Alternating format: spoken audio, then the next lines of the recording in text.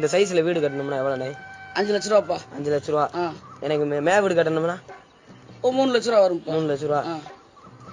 Key வீடு வேணாம், 5 லட்சமா இருக்கு. எனக்கு மே வீடு மட்டும் வேணும். பேசு மட்டும் இல்லாம எப்படி உனக்கு மேல அந்த எனக்கு பாடி வேணாம், மாடிதான் வேணும். ஏலே பாடி நான் வாங்கி தரேன்டா, வாடா. உனேதிக்கா கூட்டு வந்து சொல்லு.